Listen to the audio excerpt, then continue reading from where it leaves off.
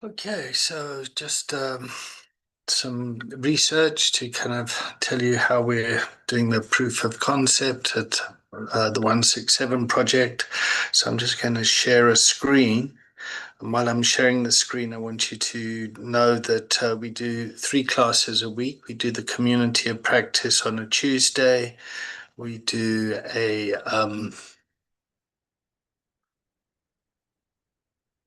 excuse me. We do a community of practice on a Tuesday. We do a lived experienced peer recovery specialist on a Thursday, and on a Thursday morning, and on a Thursday afternoon, we do systemic wellness practitioner. So we bring community of practice on a Tuesday for individuals that are doing the recovery coaching training. And then on a Thursday morning, we do Lero recovery coaching training, where we're taking people from lived experience recovery organizations and bringing them together. And I'm capturing all this on video and bringing that into our ecosystem. So here's a mind map. So I've recorded those sessions over the month of January, and here's a mind map of what we're doing, what we're talking about. So these are some of the things that have been covered. We can look at the coaching framework, professional lived experience, systemic wellness, specific recovery paths, self-care and management. And this has just been generated by analyzing the transcript that's coming from these classes.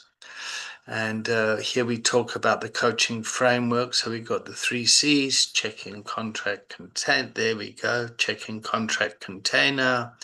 The 3 A's: awareness, alignment, and action. So that's wrong. So we talk about accountability, agenda, action, and accountability. So this is where the human element needs to come in. Let's see if the 4Q model is right. Political intelligence, spiritual intelligence, emotional intelligence, and technical intelligence. So that's good. And let's look at, okay, coaching skills, active listening, open-ended questions, validation, championing, and curiosity, being curious with people. So I think that's pretty impressive. Um, and so we'll take that back. So this is a good way of analyzing of what's happening in the classroom. So now we're talking about professional lived experience. What makes a PLERO, professional lived experience? Defining the role, so getting clear around what the role of the individual is. Um, Professional versus amateur, ethical boundaries, code of conduct, financial accountability, things like that. Nice topics that we could talk about. Transitioning, so volunteer to employee, universal credit anxiety, so that's people that have been on benefits and then moving out of benefits, how that might impact vocation versus job, imposter syndrome. These are also topics that we can talk a lot about. And strategic concept. Let's see what's there. Okay, so the 167 project, recovery capital, Lero's social enterprise, sustainability, all that sort of stuff that helps to build the ecosystem. So that would, remember, this kind of is based on a lot of the work around Middlesbrough and building recovery in Middlesbrough, and down here in London in Wandsworth. So I thought that's quite impressive. So let's talk about systemic wellness. Let's see what comes up there. Key domains. Let's see. The individual, the family, the workplace. Great. So that really reflects back onto our model, the systemic issues. Let's see what stigma and discrimination, compassion fatigue, trauma bonding, bureaucratic barriers. This is all very, these are all topics that are coming up. I quite like compassion fatigue, where you just kind of help and help, and then you get exhausted.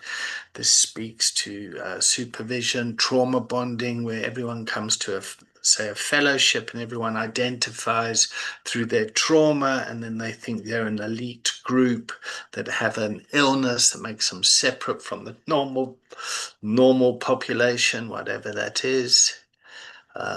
organizational values, authenticity, integrity, humility, people, planet, profit. Great. And to create a Lero organization where the values are really lived by the individual. So a lot of organizations out there talk about values, but they're far away from the individual. So you can go into a bank and it says it's about the people, but the people in the bank, it's not like that.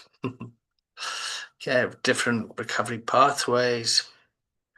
Let's see, addiction areas, substance use disorder, gambling, harm, tech, burnout. Okay, so we get a lot of problems with gaming, gambling, substance use, so that's good. So recovery is covering more areas, support roles, sober companion, family support, prison, prehab, um, interesting as well. And this has all just come out of a months of transcripts based under those three training columns. Wellness tools, let's see, journaling and meditation, exercise and nutrition, music and rituals, peer supervision, all very important.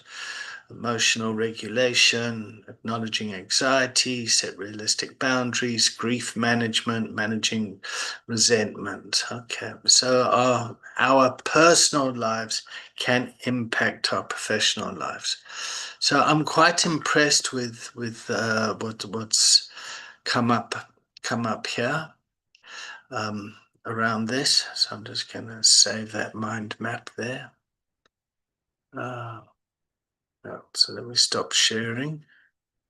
Then we can see if he come up with something else. So the whole idea about the 167 recovery project is 1 hour of therapy, 167 hours in the week. So we're trying to align with LEROs, with organizations to increase the external recovery capital in towns, communities, and then bring everyone together with a common language.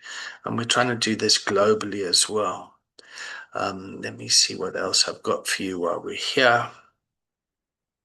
I just want to show how I've come up with this. How do I get rid of this screen now? Why can't I close it?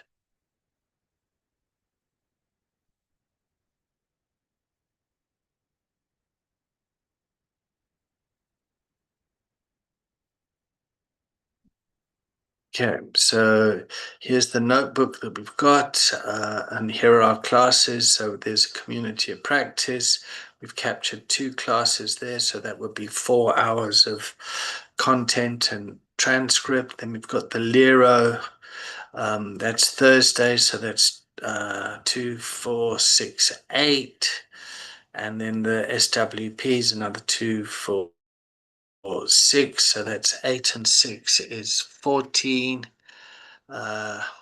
15, 16, 17, 18. So that's 18 hours of transcript of class from where we're talking about this sort of stuff. And let's see what this infographic comes up with.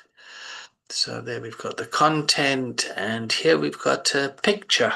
So let's see what this practitioner's challenges. Navigating systems creates significant anxiety. Finding a foothold is a primary hurdle. What does that? New coaches struggle to get certified hours and create a sustainable paid vocation.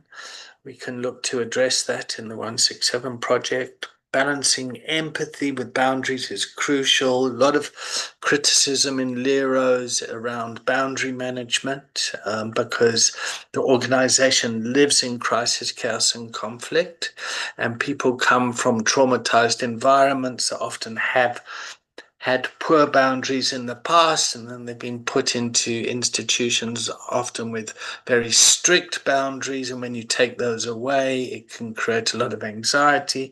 So all sorts of complex stuff there. Meet people where they're at. Effective coaching means understanding the client's immediate self-identified needs, not just theirs. So it's way more than just addiction.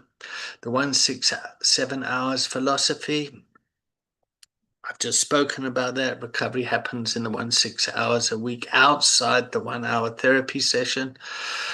Professional lived experience is a bridge. So professionals in the lived experience world need to bridge and come together to bring statutory services, local authorities, government institutions, departments, to GPs, the NHS to act as a bridge to support the people that they're serving. And so if you're a professional in this environment, you're going to understand both sides of that. And that's where the PQ model comes in. And then we've also got the tension between recovery coaching and therapy. And so let's just have a look here what is coming. Recovery coaching versus counseling therapy, recovery coaching, present and future goals, servicing a moving car. I like that. Counseling therapy, past trauma and root causes, fixing a broken down car. That's a nice analogy. So when people go into treatment, the car's getting fixed, and when they come out of treatment, how are you going to keep that car maintained? And then I guess preparing people for treatment is saying, listen, your car's going to be taken away. It's got to go in for a service. What are you going to do to carry on your life? How are you going to get to work? You're going to take a bus, or you're going to da da da. And it's a fantastic analogy because a lot of people don't service their car because it's going to interfere with their current life, and then the car deteriorates, which is a lot like what addiction does.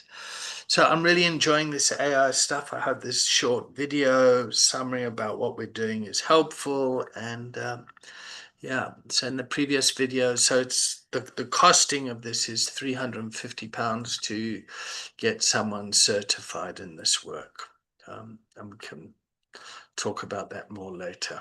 But this is where we're at on the 30th of January, the end of our first month in 2026. See you at the the 2 day sober companion training in person at the campus. Bye-bye.